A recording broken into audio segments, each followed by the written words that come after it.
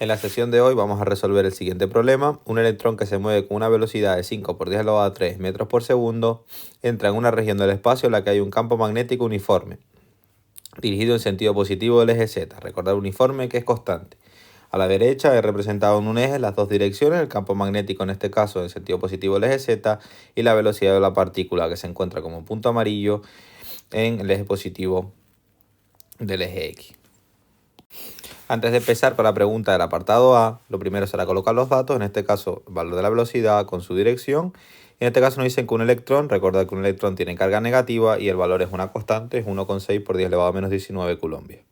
Entonces el apartado A nos pregunta por calcular la fuerza que actúa sobre el electrón. En este caso solo actúa el campo magnético, por tanto la fuerza vendrá dada por la siguiente expresión.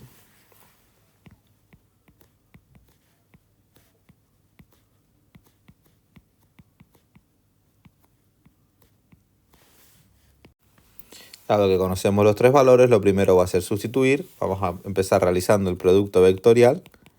En este caso,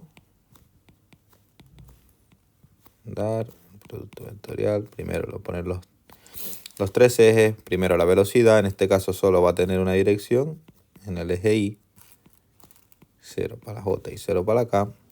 Y el campo magnético tendrá solo una componente, en este caso, en el eje Z. Todas las combinaciones del producto vectorial nos van a salir 0, salvo la J. Recordar que la J lleva un menos y serían 5 por 10 elevado a 3, 0, 0, 10 elevado a la menos 2. Resolvemos la matriz y nos quedaría la siguiente expresión.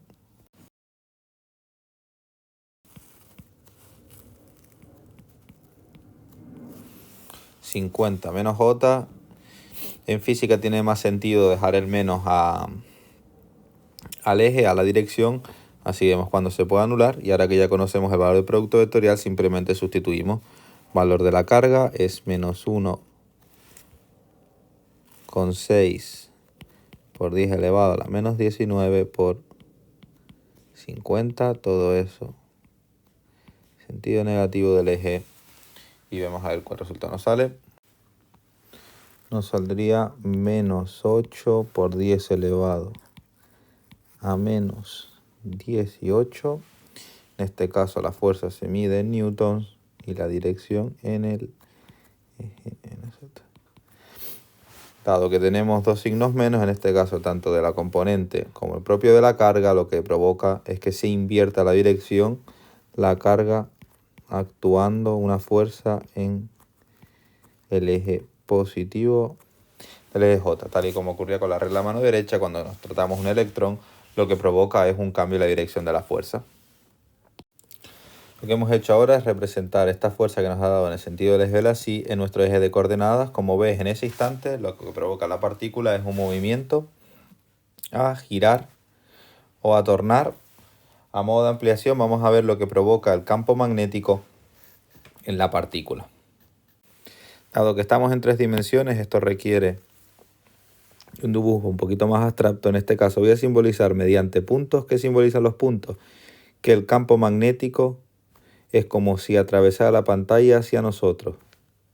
En clases lo veremos con mayor detenimiento, pero en este caso este va a ser el esquema. Voy a dibujar la fuerza del campo magnético en este sentido. En este caso la partícula se va a encontrar, vamos a poner en este punto, como si fuera nuestro punto inicial, la velocidad es hacia abajo. Estamos como si fuéramos en un eje, el eje va a ser el siguiente, como si estuviéramos en este plano, en el plano X, Y. En este caso he dibujado la velocidad en el plano en el eje X y la fuerza nos ha salido en el eje de la Y. Fuerza magnética, recuerda siempre poner los vectores. Vale, esto lo que va a provocar es que la partícula se curve. Es decir, que en otro punto la partícula, por ejemplo, se encuentre aquí. Su velocidad siempre va a seguir siendo tangencial, pero la fuerza magnética va a ser perpendicular a ella. En este caso, tendrá esta dirección. lo que podemos ir viendo, lo que provoca el campo magnético sobre la partícula es que acabe rotando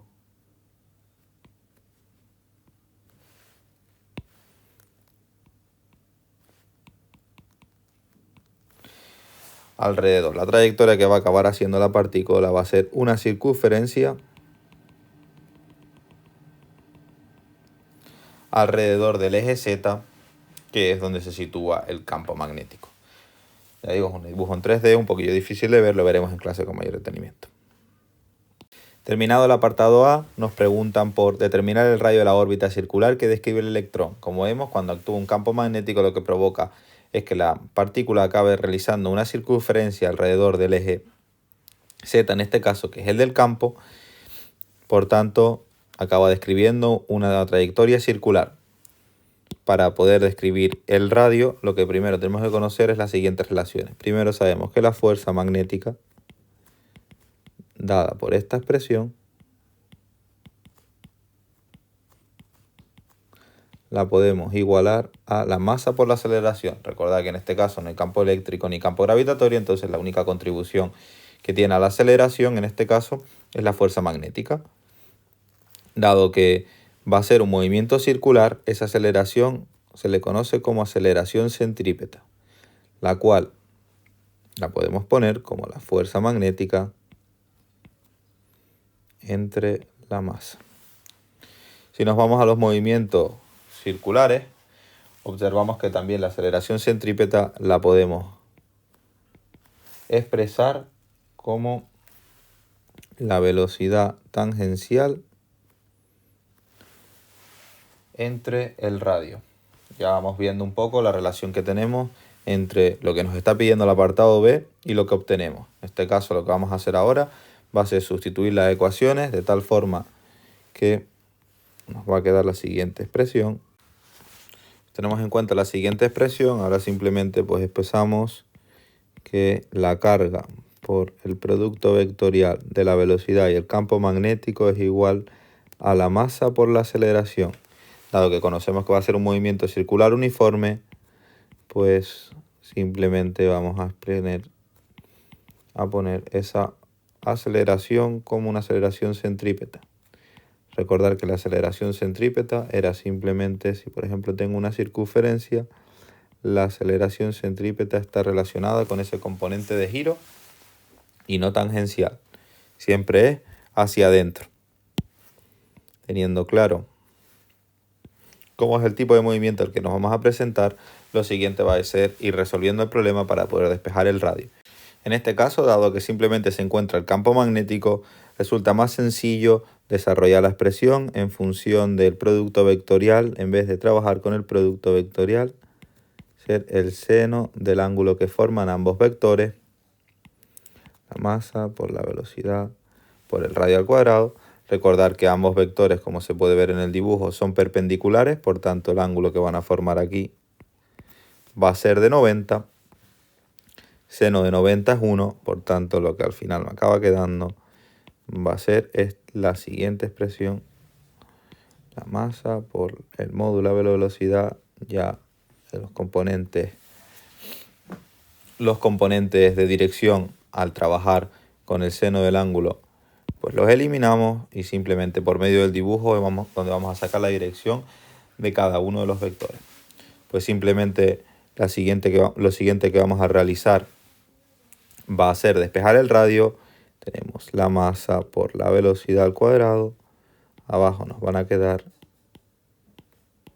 por la carga. En este caso, velocidad arriba y velocidad abajo. Podemos simplificar y simplemente nos queda la siguiente expresión. El valor de la carga en este caso no lo vamos a tener en cuenta el signo, ya que el signo, como vemos, lo tuvimos en cuenta a la hora de realizar la fuerza magnética en el apartado A ya con el componente vectorial. Entonces en este caso simplemente vamos a tratar el valor de la carga. Simplemente sustituimos los datos. La masa, recordar que es un dato, una constante para el electrón, 9,1 por 10 elevado a menos 31 kilogramos. La velocidad en el problema nos dice que son 5 por 10 elevado a 3 metros por segundo. El valor del campo estamos hablando de 10 elevado a la menos 2 Tesla. Y la carga del electrón, 1,6 por 10 elevado a la menos 19 Coulombios. Todo esto lo metemos a la calculadora. El valor que nos sale es de 2,8 por 10 elevado a la menos 6 metros. Eso es el valor del radio con el que se encuentra girando la partícula. El apartado C nos pregunta por cuál es la velocidad angular del electrón. Bueno, ya estamos desde el apartado B al final del apartado A, ya nos estamos dando cuenta del tipo de movimiento que tiene la partícula. La velocidad angular pues está relacionada con un movimiento circular. Como vimos en el apartado B, trabajando con la fuerza centrípeta, en este caso la velocidad angular viene dada por la siguiente expresión. También recordar que la vimos en el tema de campo gravitatorio, conocemos la velocidad. Simplemente se acaba sustituyendo 5 por 10 elevado a 3. El radio lo calculamos en el problema anterior. Nos saldría 2,8 por 10 elevado a menos 6. Y al final el resultado, una velocidad angular que nos queda 1,76 por 10 elevado a 9 radianes por segundo. Esta es la velocidad de giro que tiene la partícula a la hora de entrar en el campo magnético. El último apartado que nos falta por calcular es el apartado D. Nos preguntan por determinar la energía del electrón antes y después de penetrar en la región del campo magnético. Como vimos, antes de penetrar en la región del campo magnético simplemente tenía una velocidad. Al entrar en el campo magnético, lo que le provocaba al campo magnético era un cambio en la dirección de esa velocidad. Ni la aceleraba ni la desaceleraba, sino simplemente cambiaba su dirección y empezaba a rotar alrededor del eje Z. Eso lo vimos con el dibujo en el apartado A. Por tanto, la energía cinética que tiene el electrón va a ser la única energía que presenta. No existen cambios en su altura, por tanto no va a existir energía potencial. El único valor que vamos a existir va a ser su energía cinética y va a ser la misma la que tenía antes que la que tenía después, porque la velocidad no ha cambiado, lo único que ha cambiado es su dirección. Pues simplemente procedemos a sustituir, en este caso la masa del electrón es un dato.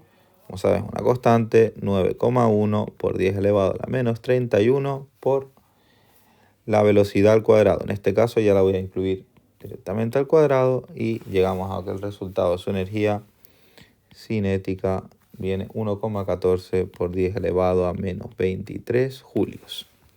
Ese es el valor de la energía cinética antes y después. ¿Por qué no acelera y desacelera la partícula? Pues para esto voy a hacer el siguiente dibujo. Tenemos, por ejemplo, una caja que se encuentra con una determinada velocidad. Si yo quiero cambiar esa velocidad, tengo que aplicarle una fuerza en la misma componente o la misma dirección que tiene la velocidad. Recordar que la fuerza es igual a la masa por la aceleración y esa aceleración es la que provoca cambios en la velocidad. En este caso, en el módulo, no en su dirección. Lo que tenemos en el problema, en este caso, es una partícula la cual tiene una determinada velocidad y la fuerza que estamos aplicando siempre va a ser perpendicular a ella. Lo único que va a estar provocando es que acabe rotando, porque recordar que siempre, aunque cambie su dirección, la fuerza en este caso va a seguir siendo perpendicular. Por eso principalmente es por lo que la energía cinética no cambia, ya que el valor de la energía cinética simplemente depende del módulo de la velocidad.